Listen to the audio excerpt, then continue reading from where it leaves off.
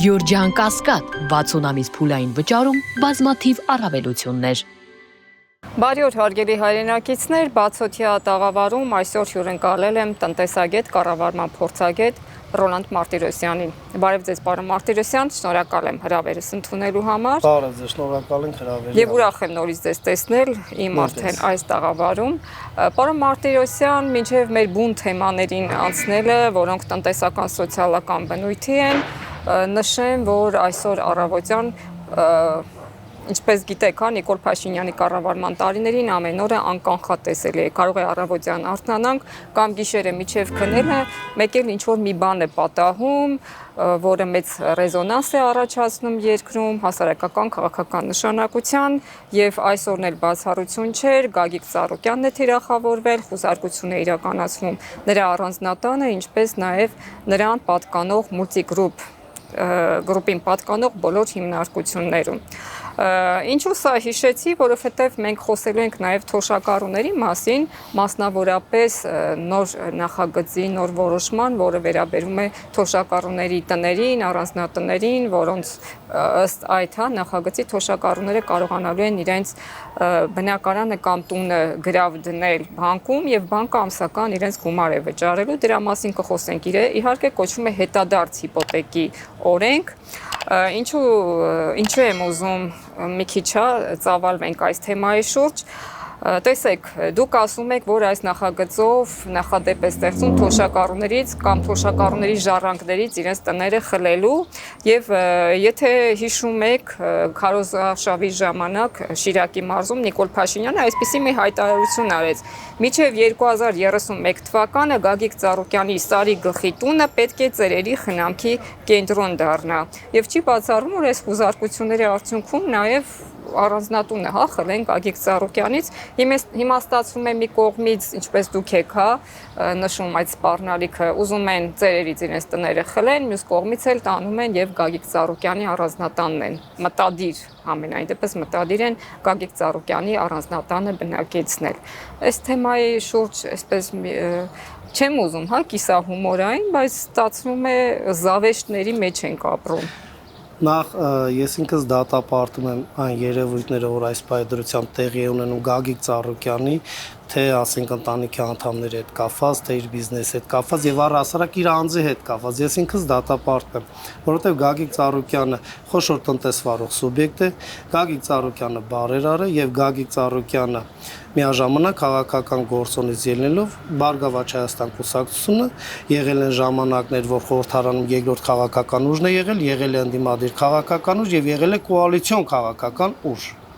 Եվ այն պրոցեսները, որ այս պայդրությամբ տեղի է ունենում Բարգավաճ Հայաստանի շուրջ եւ անձնավորված Գագիկ Ծառուկյանի հետ կապված, ես ինքս դատապարտում եմ որպես Հայաստանի Հանրապետության քաղաքացի։ Եվ դա խնդիրը հետևյալի մեջն է, որ շուրջ 8 տարի է արդեն իսկ Նիկոլ Փաշինյանի իշխանությանը եւ եկավ նա այն թեվավոր խոսքերով քայլ արա մերժիր Սերժին, չգիտես ինչու Սերժ Սարգսյանը ազատության մեջ է, Ռոբերտ Քոչարյան մարտի 1-յան դեպքերը կապելով Ռոբերտ Քոչարյանի հետ, Ռոբերտ Քոչարյանը ազատության մեջ է, բազմաթիվ տնտեսվարող սուբյեկտներ, դատավորներ, մանկավարժներ, ուսուցիչներ, բժիշկներ բոլորը կաշառքի մեջ թաթախված էին։ 18 թվականից այսքան այո 18 թվականից այսքան հարգելի թարգ ինձ ցույց տվեք մի դեպք նախադեպ որ բարձրաստիճան պաշտոնյա է դատապարտվել եւ ունե զրկվել չկա նման հասկացություն ինչպես ես եմ միշտ բազմիցս ասել եթե երկրում լինելու են ասենք դատավարություններ եւ բարձրաստիճան պաշտոնյաներ են դատվելու ազգադավության համար ապա հակապետական քաղաքականության համար դա լինելու է այսօրվա իշխանության բարձրաստիճան պաշտոնյաները Ինչ վերաբերվում է այն նախագծին, որ թոշակառուների հետ կապված, Միջև դրան անցնելը,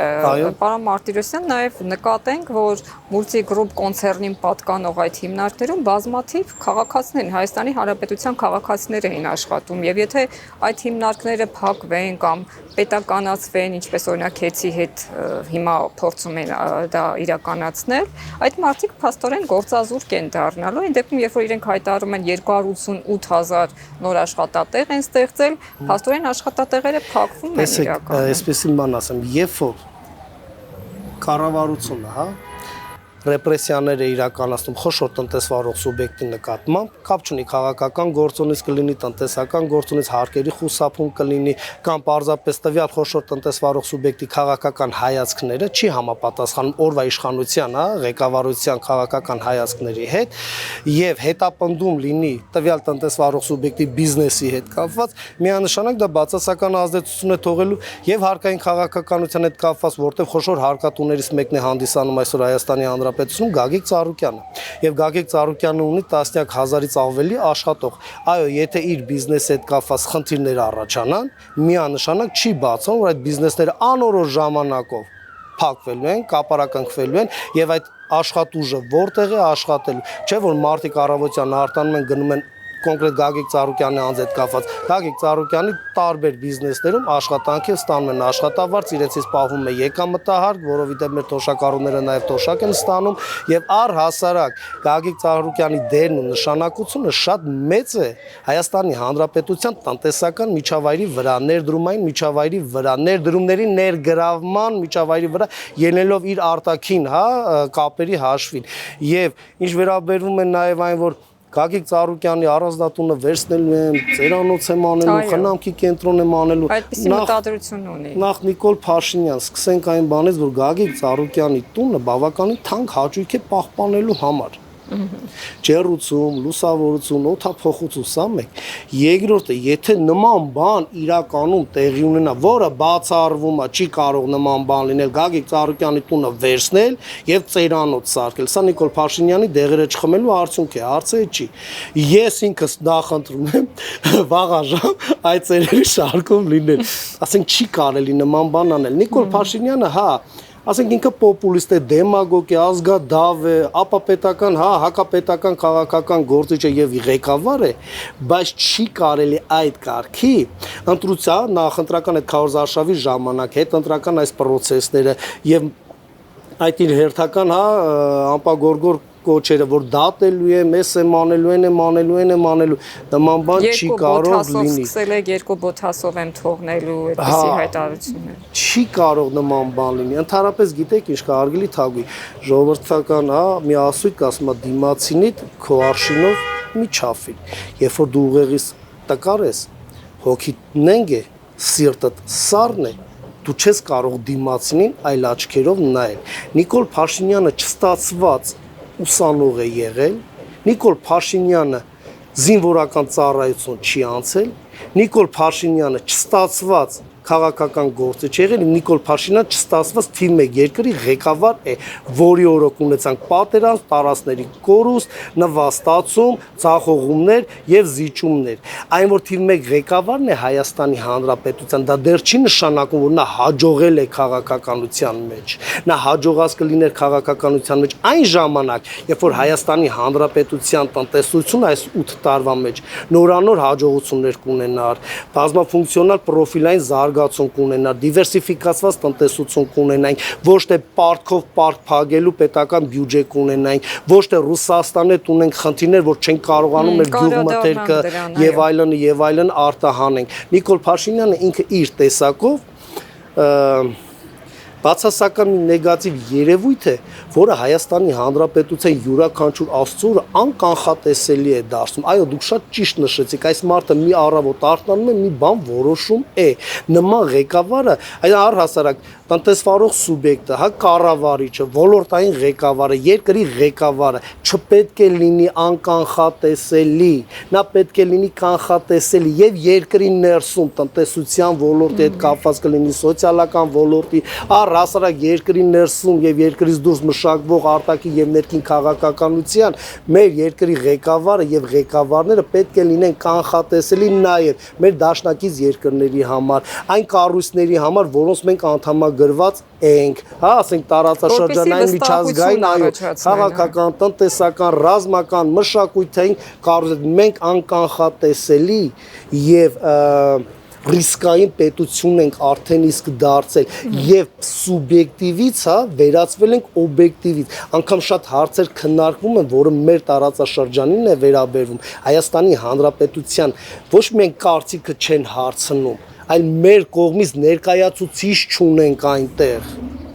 Պարոն Մարտիրոսյան, այնուամենայնիվ չշեղվենք, վերադառնանք բուն թեմային, հիպոթեկի, թետադարձ հիպոթեկի նախագծին, որը օրերս ազգային ժողովով եւս հաստատվեց եւ եթե չեմ սխալվում 2027 թվականի հունվարի 1-ից արդեն ուժի մեջ է լինելու։ Ինչ է առաջարկում, ես արդեն քիչ առաջ նշեցի, դուք կարող եք ավելի հանգամանալի նշել, եթե դրա կարիքը կա։ Ինչ ռիսկեր եք տեսնում այս նախագծում, ըստ նախագծի հեղինակների Ամերիկայում այն հաջողությամբ կիրառվում է եւ հնարավորություն է տալիս կենսաթոշակառուներին, որոնք ցածր թոշակ են ստանում, ավելի բարեկեցիկ կյանքով են ուզում ապրել, բայց չեն կարողանում սրա միջոցով բարելավել իրենց կյանքը, բարձրացնել իրենց կյանքի մակարդակը։ Շնորհակալ եմ հարցի համար հարգելի Թագուհի, տեսեք, ես բազմիցս նաև ձեր տաղավարում բարձրաձայնել եմ այն օր հասական պահը, որ Հայաստանի Հանրապետության ազգաբնակչությունը ծերացած է։ Այսինքն մեր երկրում ծնելիության ցածր մակարդակը տարեստարի արձանագրվող արտագաղթը մնում է անփոփոխ եւ արտագաղթում են երիտասարդները իրենց անչափահաս երեխաների հետ եւ ազգաբնակչության զգալի մասը, որ Հայաստանի Հանրապետությունում մնում է ելնելով տարիքից, ելնելով արդեն աշխատանք ունենալով եւ չի պլանավորում երկիրը լքել, դա բնության օրենքն է, որ պետք է դառնան թոշակառու։ Վստահեցնում եմ ձեզ, մինչեւ 2030 թիվը եթե ոչ շուտ, Հայաստանի Հանրապետության կենսաթոշակառուների թվաքանակը գերազանցելու է Հայաստանի Հանրապետության աշխատուժի շուկայի թվաքանակին, իսկ դա սոցիալական աղետ է լինելու Հայաստանի Հանրապետությանը եւ Հայաստանի Հանրապետության աշխատուժի շուկան նվազելու է արտագաղթի գործոնով, հետեւաբար նաեւ ծնելիությունը ել ավելի է նվազելու եւ նաեւ օբյեկտիվ գործոնով այսօրվա իսկ անչափահաս երեխաների մի մասն էլ արտագաղթելու է իր երիտասարդ ծնողների հետ։ Ինչ վերաբերվում է այս օրենքի հետ կապված, դա ինչպես էլ ուզում են փաթեթավորել, դա պարզ տրամաբանություն է, պարզապես թոշակառուն տանում է իր բնակարանը, գրավադնում է բանկում, գումար է վերցնում, դա կլինի վարկային գիծ, փուլային, չգիտեմ այլ ձևաչափով, այդ գումարը ծախսելու է թոշակառուն, նա չի վճարելու այդ գումարը իր տոկոսներով, այդ վարկային ռեսուրսը իր տոկոսներով, իր թոշակով կամ կողմնակի եկամուտով, ծախսելու այդ գումարը իր հայեցողությամբ երկրից դուրս կգնա կհանգստանա, պարզապես երկրի ներսում կհանգստանա եւ առհասարակ իր կենցաղավարությունը, այո, իր կենցաղավարությունը հոգալու համար, ինչ չէ նաեւ առողջապահության ոլորտի հետ կապված, թեպետ պարզվում է, որ առողջապահությունը մեր երկրում արդեն իսկ անվճար ոչինչ չկա, չի եղել եւ չի կարող լինի երբևիցե որևիցե մի տնտեսական հասարակարգում, որևիցե մի հասարակությունում։ Սակայն սա պարզապես մի նենք մտածելակերպ է եւ մի նենք ծրագիր է, որը բերելու է իր բացասական հետևանքները։ Այսինքն մենք գիտենք, որ մեր ազգաբնակչության մի մասը արտագաղթել է, մնում են, ապրում են օտար երկրում, չեն պատրաստում գալ Հայաստան, նաեւ օտար երկրյա քաղաքացին արդեն իսկ հանդիսանում, իսկ իրանց տարեց ծնողները կամ տատիկ պապիկները Հայաստանի Հանրապետությունում են եւ բնականաբար այն գույքը, որը ժառանգել էին սովետական միությունից եւ անկախացումից ի վեր ավտոմատ սեփականության իրավունքով տրվեց այդ մարդկանց, այսօրվա մեր թոշակառուներն են կամ աստիճանաբար թոշակառու են դառնում եւ իրենց ժառանգները դրսում գտնվելով էականային չի օգնում են թե չէ ֆինանսական առումով այս տարեցներին հնարավորություն են տալիս խապկանքի միջոցով, որ գույքը գրավադնեն բանկում, այդ գումարը ծախսեն, իրենց մահից հետո ժառանգները ամբողջական գումարը, որը վերցվել է,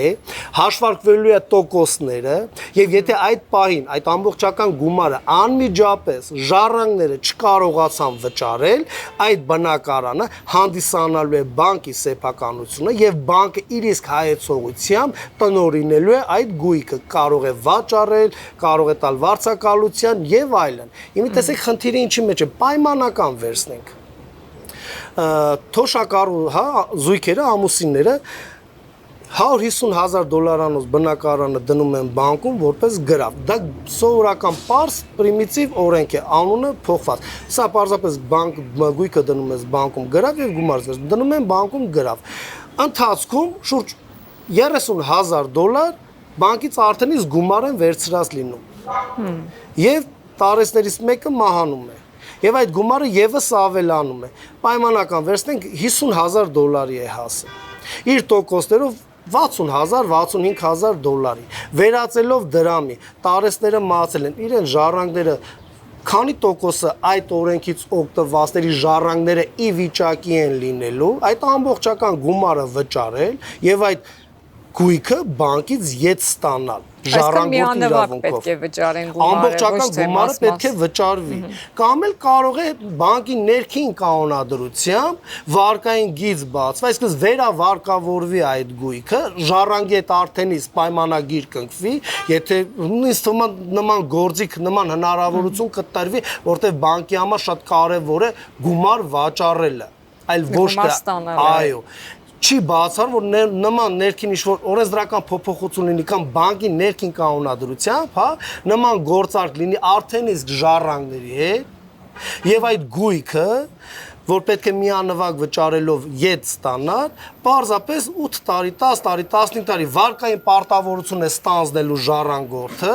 եւ այդ գումարը վճարելու է արդեն իսկ տոկոսներով եւ այդ բնակարանը յետ է վերցնելու եւ բնականաբար ավելի թանկ է արժենալու քան այն փաթեթավորված երևույթը, որ մեր իշխանությունները հրանցնում են թոշակառուներին եւ եկեք չմոռանանք որ այսպեսի մի հասկացություն կա, որ մեր թոշակառուները հիմնական մասը, հա, հարաբերականորեն արդեն իսկ միայնակ են մնում, արտագաղթի գործոնից ելնելով։ Եվ էականային չի, թե այդ օրենքը որքանով հաջողված կլինի, բայց վստահ եմ, որ գտնվելու են տարես թոշակառուներ, որոնք օգտվելու են այս օրենքից, բայց իրենք խնդիրներ եւ խնդիրներ են առաջացնելու իրենց ժառանգների համար այդ գումարը յետ բեր դուք մատնանշեցիք Ամերիկայում այդ օրենքի կիրառումը Ամերիկայում հա մտածելակերպը այլ է մեր երկրում եւ մեր պես երկրներում մտածելակերպը այլ է Ամերիկայում երբ որ ծնողները մահանում են շատ ժամանակ ժառանգները ժառանգությունը չեն ճանաչում որտեղ այդ բնակարանը դեռ հիփոթեկի տակ է լինում այդ բնակարանը ունենում է չպաբանը չմարված պարտավորություններ այսինքն նախ ընտրում են ժառանգները հնարավորինս արագ այդ գույքը վաճառել պարտավորությունները մարել, եթե գումար է մնում հիանալի, եթե ոչ այդ խնդիրը այնտեղ կա, բայց մեր երկրում այդ խնդիրը չկա, մեր երկրում հիմնականում բնակարան ձեռք են բերում երիտասարդները, հա, միջին տարիքի հիփոթեկով, իսկ թոշակառուները բնակարանները ժառանգել են իրենց աշխատանքի արդյունքում սովետական միության ժամանակ եւ ձեռք են բերել սեփականության իրավունքով։ Պարզապես սա խաբկանք է մեր թոշակառուներին բնակարաններից ունեզրկելու եւ եկեք չմոռանանք նույն Նիկոլ Փաշինյանը չէր ասում չեք կարողանում գույքարկը վճարեք վաճառեք գնացեք Արվարձանում ապրեք այսինքն ձեզ մարդիկ երևի ուզում են կենտրոնը թոշակառուներից հայաթափել թոշակառուներից հայաթափել նման մի բան է գալի բայց այստեղ նաեւ մի ուրիշ բան կա մեր թոշակառուների տարեստարի թվականակի ավելացումը ինքը ֆինանսական ծանր բեռ է լինում պետական բյուջեի վրա այս ապրիլի 1-ի բանը չհիմնավորված որոշումը նախընտրական տարի լինելու եւ արժեվ ընտրություններ 10,000-ական դրամով որ բարձրացրեցին թոշակները այո եւ հետ վերադարձի օրենքը այդ 10,000-ի վրա էլ արդեն իսկ կիրառվեց շուրջ 80-ից 100 միլիարդ դրամ արդեն իսկ մեր պետության վրա ծանրաբեռնված մենք բեռ ունենք ֆինանսական ես երեք լսում եի Գևորգ Պապոյանի հարցազրույցը եւ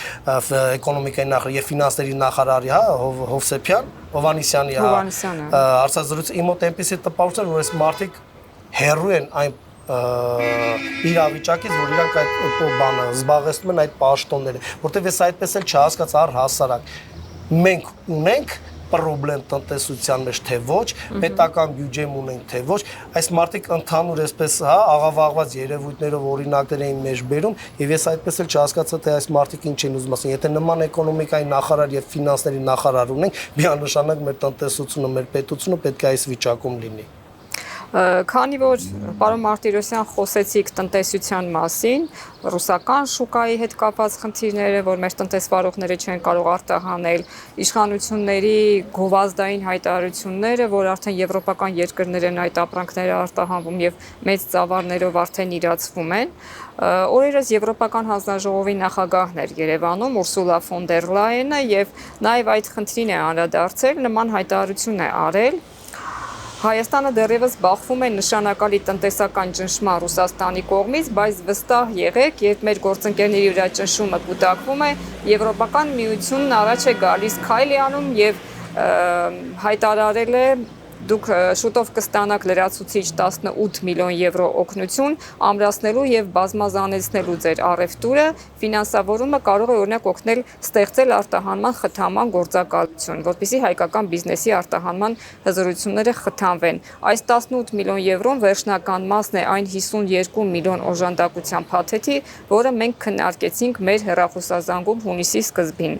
Մի խոսքով առաջարկել է, որ նաև ֆոն դեր Լայենը մաքսային քաղաքականությունը կվերանայի եւ գոնե թե սկզբնական շրջանում հայկական ապրանքների համար մաքսատուրքեր չեն կիրառվի եւ հայկական գյուղմթերքը մասնավորապես կկարողանա ազատորեն մուտք գործել եվրոպական երկրներ։ Այ մոտ էպիսի տպավորությունն է, որ ես հեսա գնալու եմ արդեն ջերմոցային տնտեսություն հիմնեմ կամ կլումնիկա աճեցնեմ։ Հարգելի թագուհի, այդ եվրոպացի, Բարսասիչյան Պաշտոնյան ֆոն դեր Լայենը, որ եկել էր Հայաստանի Հանրապետություն, նա նախ միայն Հայաստանի Հանրապետություն չէր եկել եւ մեր գյուղատնտեսության ոլորտում, տնտեսվարող սուբյեկտների դարդուցավով չէր եկել։ Նա նաեւ Ադրբեջանում է եղել։ Սա տարածաշրջանային քաղաքական մեծ այց էր։ Հիմա տեսեք, նույն որ մենք ասում ենք մեր ապրանքները տանենք Եվրոպա, վաճառենք Եվրոմիություն, վաճառենք, նախ եկեք հասկանանք մի պարզ ճշմարտություն,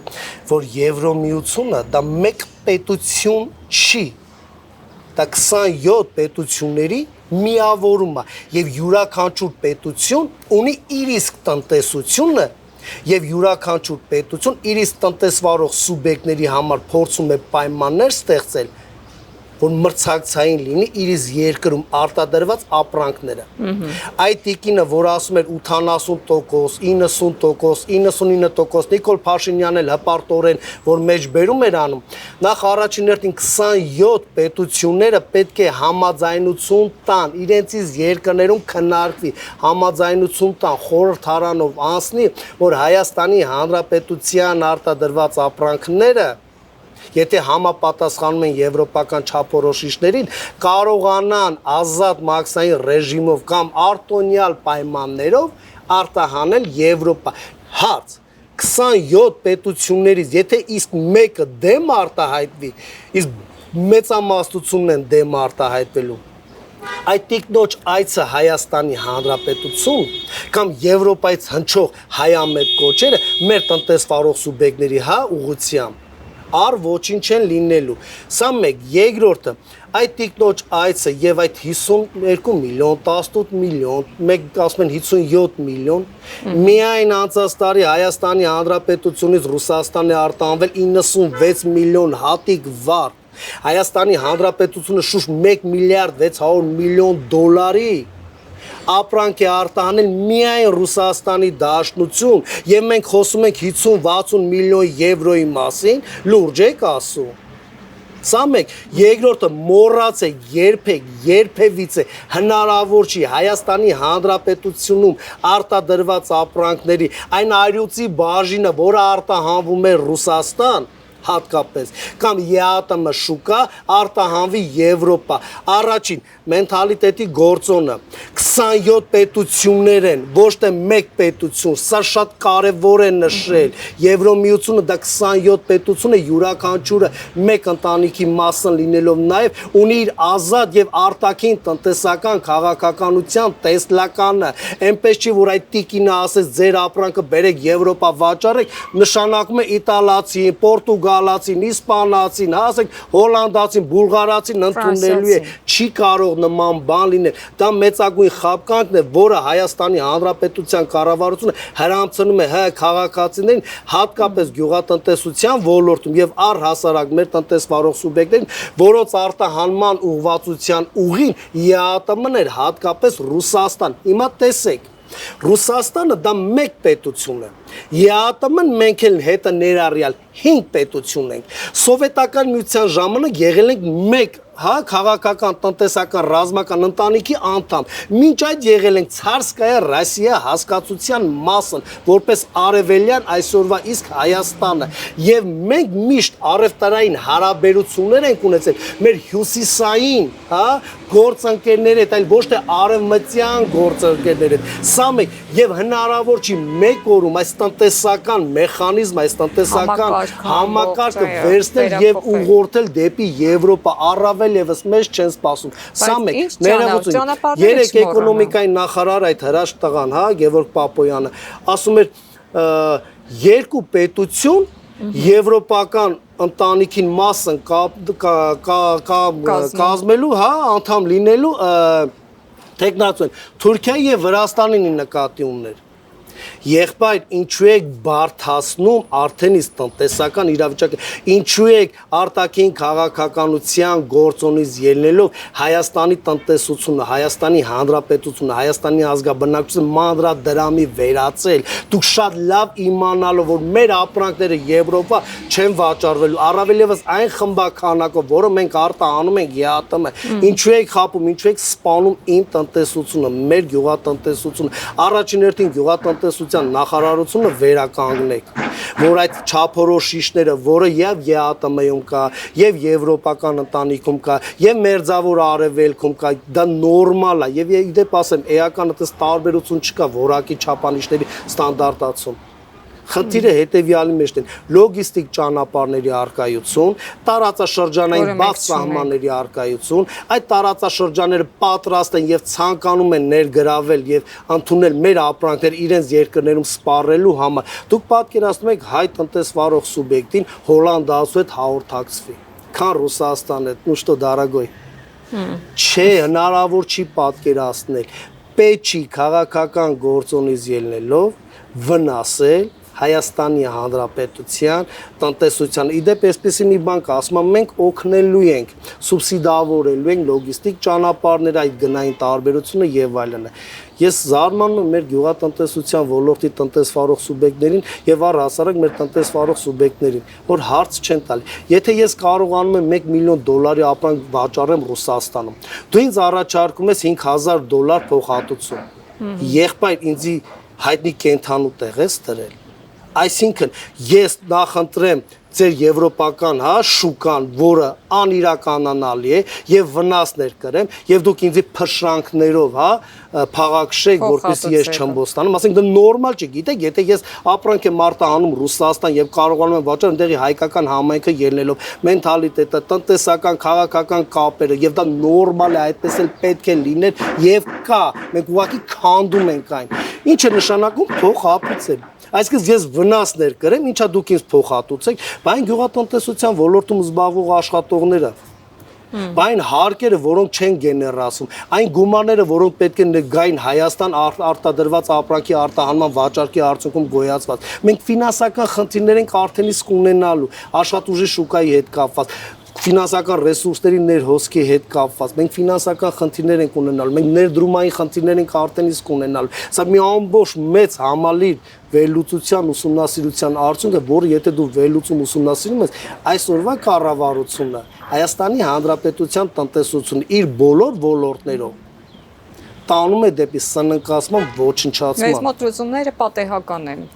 Պարոն Մարտիրոսյան, դրա համար այդպես է ստացվում։ Գիտական հենք չկա, վերլուծություններ, ուսումնասիրություններ չեն արվում, պատեհական այդ պահին այսպես եղավ, արագ փորձում ենք ինչ-որ ելքեր գտնել, այսպես հողի վրա, հա, այդպեսի արտահայտություն կա հիմա։ Այսինքն մենք չենք ուսումնասիրում դրա հետևանքները, չենք հասկանում ինչ կլինի եւ փորձում ենք այսպիսի քայլերով եւ գյուղատնտեսությունը ֆինանսների նախարարը եւ բիզնես ոլորտը ոչնչացնել։ Հարգելի Թագուհի, նույն ֆինանսների նախարարը, որը Հայաստանի Հանրապետության թիվ 1 ֆինանսիստն է։ Նույն ԿԲ նախագահ, էկոնոմիկայի նախարարը, աշխատանքի եւ սոցիալական հարցերով նախարարը։ Տեսեք տնտեսական բլոկի, հա, հիմնականում սոցիալական տնտեսական բլոկի ղեկավարները, հա, եւ թիվ 1 ղեկավարը, կառավարության ղեկավարը Նիկոլ Փաշինյանը։ Հիմա տեսեք, այս մարդկանց երբ որ հարց են տալի, ասում եմ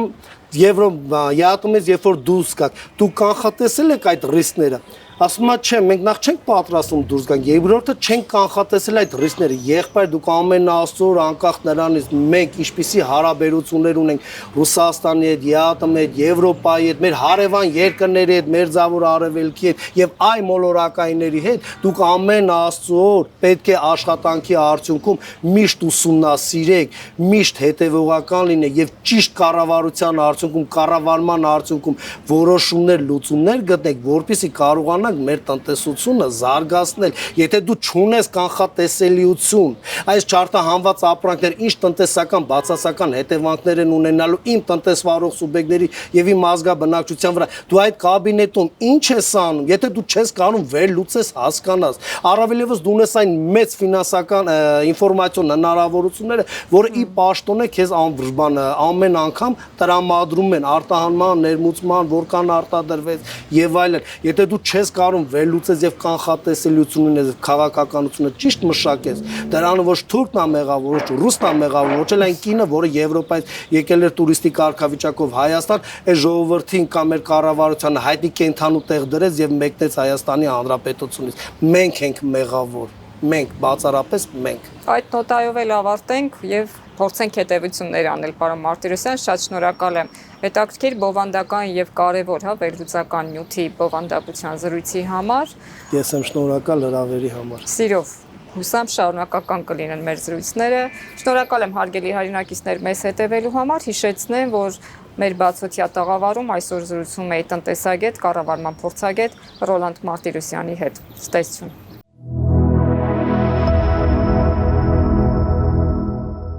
Գյուրջան Կասկադ 60 ամիս փուլային վճարում բազմաթիվ առավելություններ։